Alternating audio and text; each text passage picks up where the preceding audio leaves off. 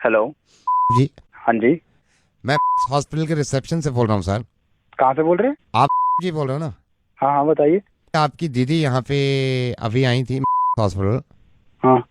Reception से वो जब स्टेयर्स उतर रही तो उनका पैर फिसल गया और वो थोड़ा सा स्लिप हो गई, तो मुझे लग रहा है इनके हेयर लाइन फ्रैक्चर है। और वो अभी मैं तो यहाँ पे आया हूँ और वो वहाँ पे हैं दीदी। आप तकलीफ काफ़ी है उनको, तो मैंने कहा मैं आपको इन्फॉर्म कर दूँ। नहीं, एक मिनट। गिरी है वहाँ पे? हाँ, आपकी दीदी हैं, वो रोते हुए बता रही थी कि भैया को फोन कर दो, तो मैंने अपनी हाँ। मोबाइल से किया है। उनका मोबाइल उनके पास है, उसमें भी पता नहीं क्या प्रॉब्लम हो गई, सिग्नल विग्नल जा रही है ना, वो भी गिर गया था। मैंने इसलिए नहीं किया फोन, के आप पैनिक करें, आप परेशान मत होना। लेकिन ये है कि आधा पौन घंटे से वो अभी चिल्ला भी रही है, क्योंकि हेयरलाइन फ्रैक्चर मेरे को लग रहा है छोटा मोटा है उनके।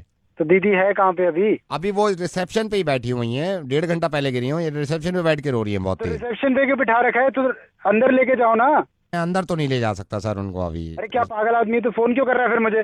तो अंदर एडमिट कराना मेरे भाई। सर रजिस्ट्रेशन के 1,000 रुपए लेते हैं ना ये लोग।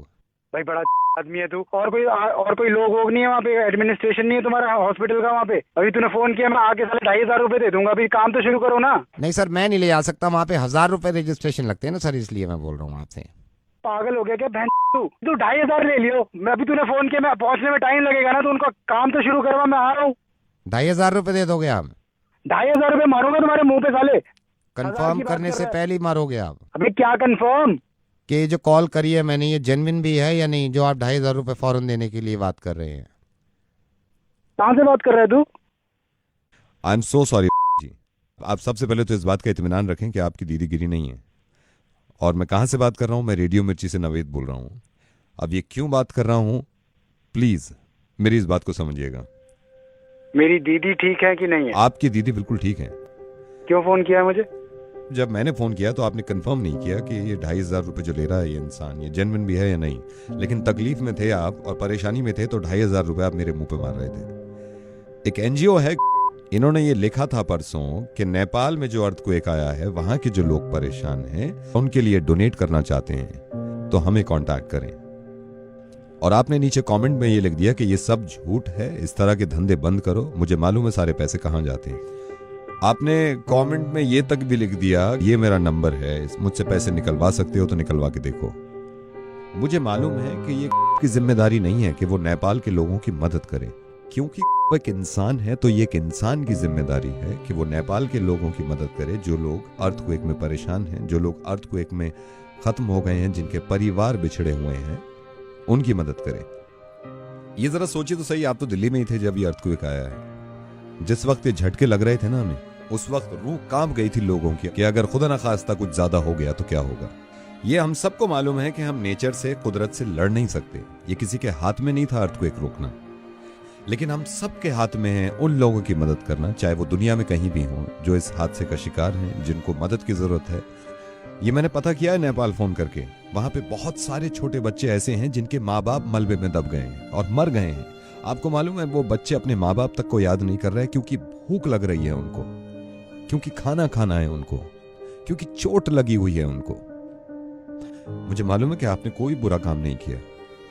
ये इंसान की मर्जी होती है कि वो किसी की मदद करे या ना करे, लेकिन कम से कम एक ऐसा एनजीओ जो कि ऑथेंटिक है, जो कि नेक काम कर रहे हैं, अगर वो लिखते हैं कि नेपाल के लोगों की मदद करें, तो अगर हम उनको बढ़ावा भी नहीं दे रहे, तो कम से कम ये तो ना करें कि हम ये लिख दें कि झूठ बोलना बंद करो और अपने आप पैसे कमाने बंद करो। एक बात सोचिए जरा, जब अर्थक्वेक आता है या ऐसी कोई परेशानी होती है, तो मेरे हिसाब से सबसे करीबी जो है एक दूसरे की मदद करने के लिए वो पड़ोसी होता है। आपके फ्लैट के बराबर वाले भाग के आ जाते हैं कि आप ठीक ठाक हैं या नहीं। तो ये भी पड़ोसी है नेपाल, और जरूरी नहीं है कि पड़ोसी हो, दुनिया में कहीं भी इंसान अगर परेशान हो तो हमें मालूम है कि हमें मदद करनी चाहिए, और आप करते हैं। लेकिन आपने थोड़ा सा गलत किया कि इस तरह का कमेंट लिख दिया कि आप पैसे कमाना बंद करिए। हो सकता है दुनिया में इस तरह के लोग हों जो इनके नामों पर पैसा कमाना चाहते हैं और खाना चाहते हैं, तो उनके अमाल उनके साथ हैं और उनका जवाब इस चीज का देना होगा। लेकिन हम ये सोचने लगे कि सारे ही झूठे हैं और कुछ करें ना, तो अर्थक्वेक की कोई खास दुश्मनी नहीं थी नेपाल से। वो दिल्ली में भी आ सकता है, हिंदुस्तान में भी आ सकता है, दुनिया में किसी भी जगह आ सकता है। फिर हम ऐसे ही मोहताज होंगे खुदा न खास्ता मदद के, और अगर वो इसी तरह इग्नोर कर दें तो बहुत तकलीफ होगी हमें और हमारे बच्चों को। जरा इस बात को सोचिए कि एक हेयरलाइन फ्रैक्चर से कितनी तकलीफ होती होगी किसी को, जिसकी वजह से आप इतने परेशान हो गए। अर्थक्वेक में किसी का दब जाना और मर जाना, इससे ज्यादा तकलीफ की बात हो नहीं सकती उनके लिए जिनके घर वाले बच गए हैं और वो देख रहे हैं कि लोग कैसे मर रहे हैं। I am sorry Naved. अब मैं आपसे मदद चाहता हूं, आप डोनेशन की शुरुआत ऐसे करें कि इस चीज को इतना फॉरवर्ड करिए कि किसी के जहन में अगर नहीं भी है उनकी मदद करना, डोनेट करना, तो वो मजबूर हो जाए और उसको एहसास हो कि लोग परेशान हैं। प्लीज इसको शेयर करिएगा। खुश रहिए, हिफाजत से रहिए और दुआ करिए इस वक्त नेपाल के लोगों के लिए।